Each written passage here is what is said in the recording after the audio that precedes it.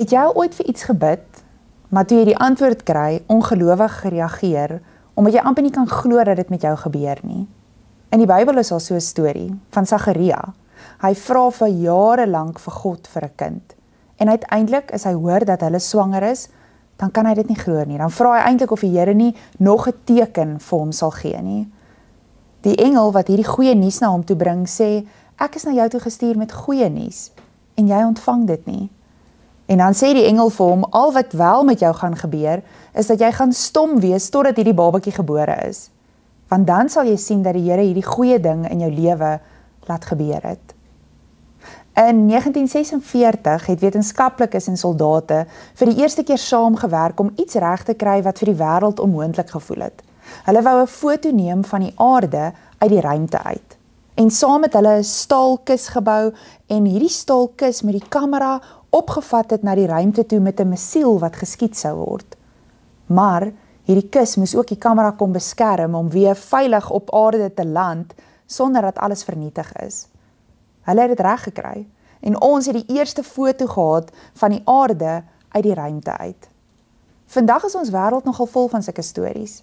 Goed wat ons op 'n punt miskien in ons lewe gedink het, regtig onmoontlik is. Mense gaan dit net nooit reg kry nie. Wat mense iewers reg kry. Maar as ons dit so bietjie meer persoonlik maak, het jy al regtig ooit vir God vertrou vir iets persoonlik wat in jou lewe dalk onmoontlik voel? Miskien is dit 'n nuwe werksgeleentheid. Dalk is dit 'n verhouding in jou lewe wat jy weet regtig beter moet wees.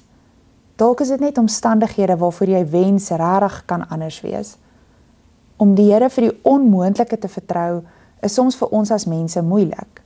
Maar in die Bybel is daar soveel sulke oomblikke waar ons sien waar die Here regtig die onmoontlike reg kry vir mense.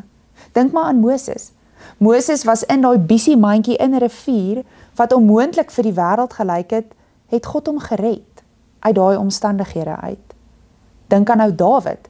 Dawid wat bereid was om terwyl almal wat om hom staan gesê dis onmoontlik om vir Goliat te verslaan, het hy dit reg gekry.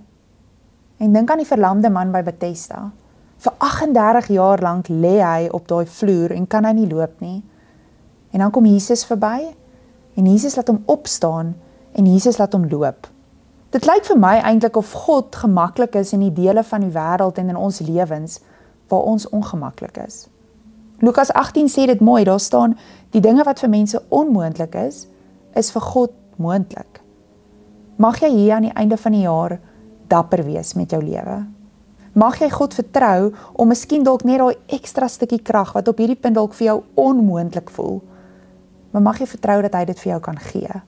Want hy is die groot God wat die onmoontlike oor alle eeue heen nog laat gebeur.